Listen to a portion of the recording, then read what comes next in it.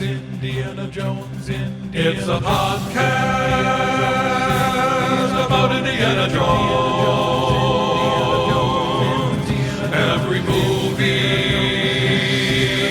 1 minute at a time. Indiana Jones Minute. Welcome to the Indiana Jones Minute, the podcast where we celebrate and discuss Raiders of the Lost Ark 1 minute at a time. I'm one of your three hosts, Tom Taylor, and with me are Jerry Porter. Hello. And Pete Mummert. That's me.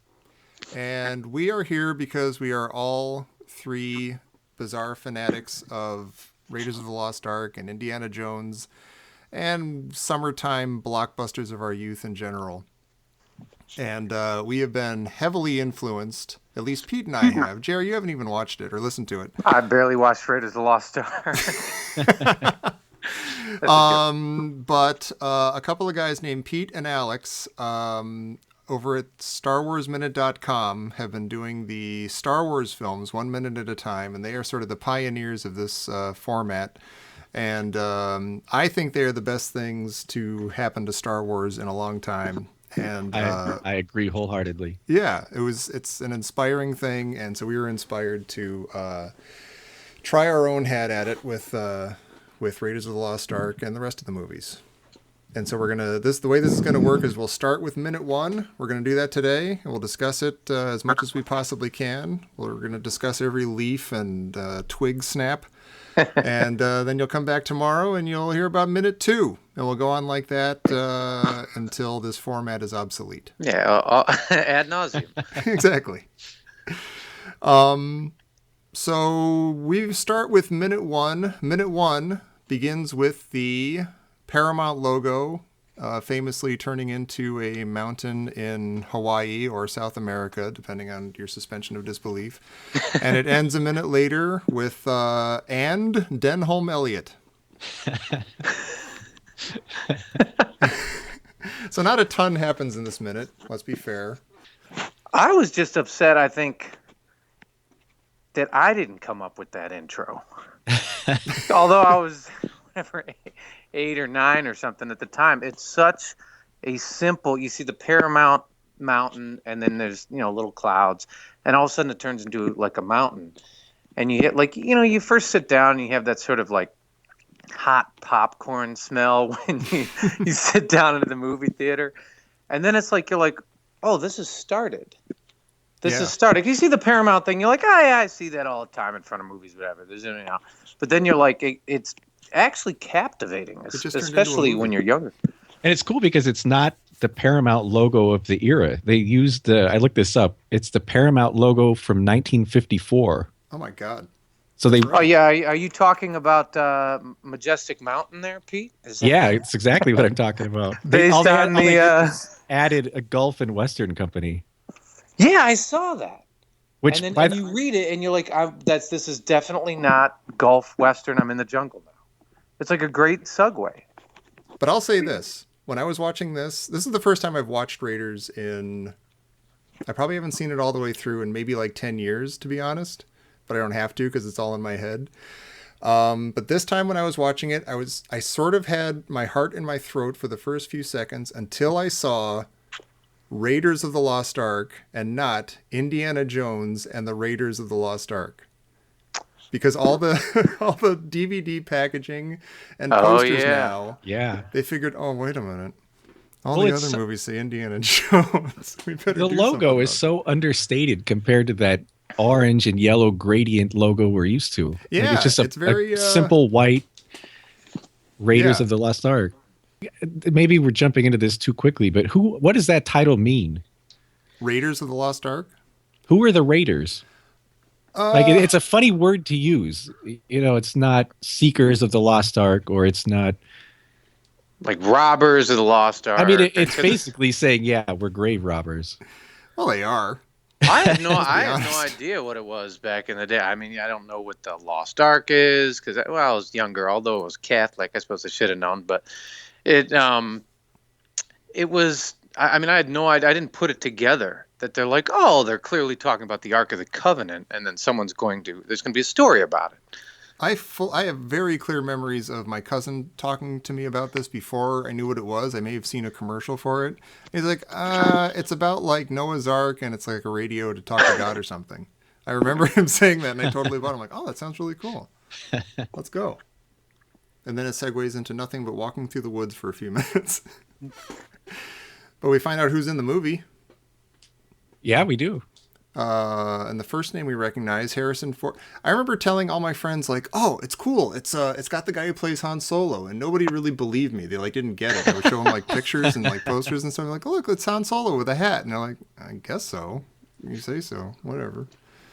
But we get Karen Allen, who I didn't know at all. I'll be honest. Back then, I didn't either. I was a kid. So later on, I knew her from Animal House. And then, oh my gosh, you're right. And that was the main thing I think she was in before Raiders. That was definitely her only like big thing before Raiders. Then we get Paul Freeman. Oh, let's play this game. I have a great game I want to play with Jerry. So who does Paul Freeman play, Jerry? Oh my gosh, can we stop this? No, come on, it's pretty fun. You know what? I spent like a long time actually researching that mountain, and it's based on. I wasn't prepared for that. It's based on that mountain. I'm changing the subject here. Clearly, in Utah. Pete, I know you nerded out on it too, so you know what I'm talking about. The Don Lemon Mountain or whatever it is. Yeah, the original Paramount Mountain. Yeah, exactly. So now we're going to play a game, Tom. Okay, cool.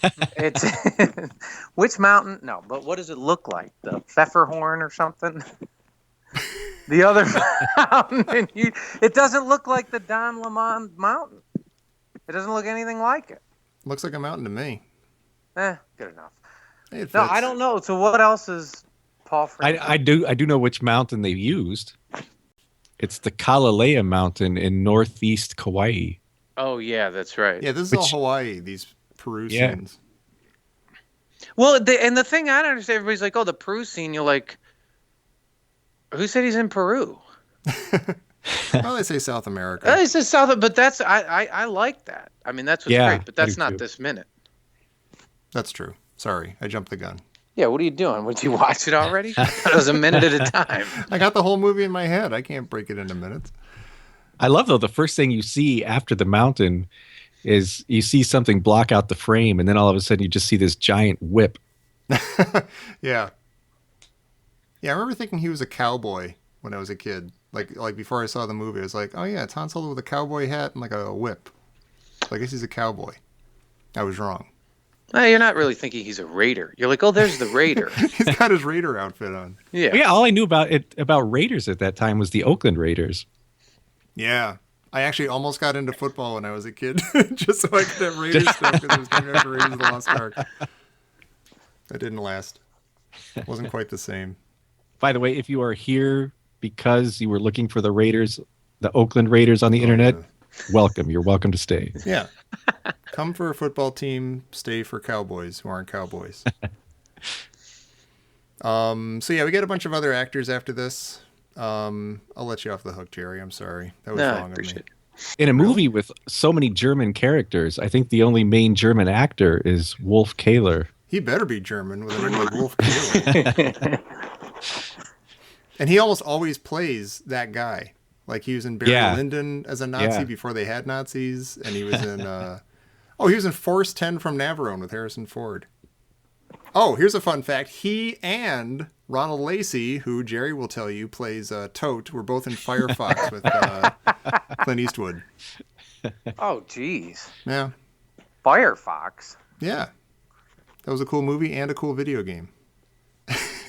By the way, when you walked out of Raiders in 1981, did you walk out saying, oh, we'll probably never hear again from the guy who played Belloc, but the guy who played Stupito, he is going to be in just about everything, and we're going to love him. I walked out, I was like, I'm going to be an archaeologist. That's exactly what I said, too. Yeah, I'm going to be an archaeologist, and, I mean, it kind of showed you a world where you're like, hey, I can do my homework and get the girls and travel around. And actually, you know, it was exciting to be an archaeologist. Hey, you can wear glasses by day and have stubble at night. Exactly. And you get to college and you're like, oh, this sucks. This is what they I have to read how many find pages? out what really no, the first, like the 101 classes are great and all that, and it's really good. But when you get to his level of it, you're like, well, they don't really do that. I mean, Right. Yeah, they sit around. It's really hot and frequently, and they, you know, work through the soil with toothbrushes and that, which is great. But it wasn't what I had in mind when I was 8. And it's funny. I mean, a good reason why all three of us are here doing this together is because Jerry and I had the same ancient history teacher in college, fueled by our love of Indiana Jones. Oh, absolutely. That's cool. I'm here because I'm a nerd who likes movies. I remember, okay, here's my Raiders memory. I remember getting in the car with my cousin in Jerry's old neighborhood in Ohio, where I know Jerry from. And he said, okay, we got a choice. We can go see Superman 2 or that Raiders of the Lost Ark movie. I was like, oh, Superman 2, awesome, let's go. And he's like, I don't know, maybe we should check out that Raiders of the Lost Ark thing. It sounds kind of cool. It's got the guy from Han Solo with a hat and a whip. I'm like, all right. And I still love Superman 2, but I sure love Raiders of the Lost Ark. I feel like, I mean, it changed my life. Yeah. Yeah. I'm not saying for the better, but it changed my life. You know, we're all about the same age, like within a year or so. And I was 10 when this came out in 1981. And it was on the heels of, like, you know, we had Star Wars and then we had Empire. And then right after Empire, we had this. So it was like, oh my gosh, there's going to be an incredible life-changing movie maybe every summer for the rest of my life. This is really cool. And this one isn't Star Wars, but it's still amazing. Yeah, to me, there were two movies of my childhood. And movie one was Star Wars / Empire Strikes Back, and this was movie 2. Like, yeah. It's amazing there was a movie that to me was on the same level as Star Wars, but I think this was up there. Yeah, and the big hype and all the commercials and everything was, you know, from the creators of Jaws and Star Wars. It was like, oh my gosh, the guys who did like Star Wars and Close Encounters and Jaws and THX 1138 and American Graffiti, like, you know, they're making a movie together. I like that 10-year-old Tom Taylor was thinking of THX 113. Oh my gosh, they're so bald. It's incredible. But yeah, here's another Tommy Taylor flashback. I remember I had my Casio audio recorder, just cassette recorder, and you know, you'd hold it up to the TV and record, you know, commercials or shows or whatever. I had a whole episode of WKRP in Cincinnati. But I had like most of a commercial for Raiders, and of course I missed the beginning because you have to hit the button after you see it come on and stuff. And I still remember like the narration. It was like a 30-second commercial, and every minute counts. From the creators of Jaws and Star Wars comes a totally modern hero in Raiders of the Lost Ark. And I was like, oh my gosh, that looks awesome. And then Is that what it said? Yeah. Wow, it said a totally modern hero. Yeah. Wow. Well, I like that they said every minute counts. It does. It's like they wrote this for us. Yeah. We need to work It's that very into our prescient. intro. Yeah. Well, one last thing about this minute of the movie that really got me, it was the sound. I know people talk a lot about the sound design in Star Wars by the great Ben Burtt, but he did this as well. And when you listen to this with headphones on, when I listen to this minute, it just blows you away. Like the birds, the insects, the monkeys, the sound is just spectacular. Yeah. I noticed that too. It's nonstop. Yeah, I mean, like, you feel like really you're in South feel like- America. Yeah, you're like, wow, there is stuff everywhere, and it's all over me. Yeah. That's one thing that's going to be a theme, I think, for me anyway, as we watch these movies, is that there's something so, like, tactilely authentic about this movie where the other movies don't quite hit that. Like, yeah, just watching these guys walk through the woods, you're like, I better take a shower when I get out of the theater because I'm probably going to be kind of buggy and gross. But it was more, I feel like in a way it was almost more subtle. You know what I mean? in Yeah. this one. Like, yeah, and the other They weren't ones are throwing like bugs at you. grossing you out. Yeah, they're grossing you out to like, here's the part where we gross everybody out, you know. So yeah, we end with Denholm Elliott, who I didn't love until I loved him after this, but he was in Trading Places, which is his That's other what I awesome thought of him role. from. Yeah. And apparently Steven Spielberg loved him, just loved him as like a British character actor who he had seen in everything. Because I don't know if there's a ton of other stuff that was huge that he was in before this. But he's just one of those guys, and he's awesome. You know, a funny thing about one of the guys mentioned before, John Rhys Davies, Yeah. is apparently Spielberg wanted Danny DeVito to play Sala, Oh my God. which Oh, really wow. would have been a different movie. That would have been moving on. Let's not dwell on that.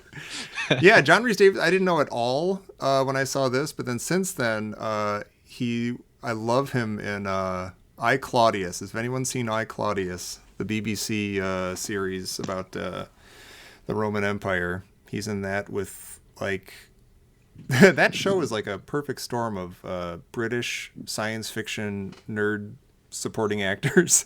You've got like, what's his name from Alien? He gets a alien bursting out of his chest. You can edit us in saying the name. Yeah, I will. Oh yeah, Yeah. that's it. Yeah, him. He's in it, and Patrick Stewart from Next Generation. And, Wow. Yeah, I recommend it. It's an excellent show. But anyway, John Rhys Davies is in it without a beard, and it freaks me out, but it's cool. And he must have like a special place in nerd blockbuster heaven between this and Gimli from Lord of the Rings. Oh, yeah. Oh, absolutely. Yeah. All right. This will all be edited out. I think that about does it for minute one of this incredible movie. I promise, if you're unfamiliar with the movie, it gets more action-packed later on, and not too long from now. Pretty quickly. So, Follow us on IndianaJonesMinute.com. yes, you can join the, find us on Facebook, find us on Twitter. Find us on Instagram. Oh my gosh, yeah. Find us on Tinder. You can find us everywhere. We're covering all our virtual bases. And please join us again tomorrow for minute 2 of the Indiana Jones. That doesn't work. I think you should sign it off. Hatana Matusu. No, we haven't gotten there yet. But join us back here tomorrow for minute 2 of Raiders of the Lost Ark, right here on the Indiana Jones Minute.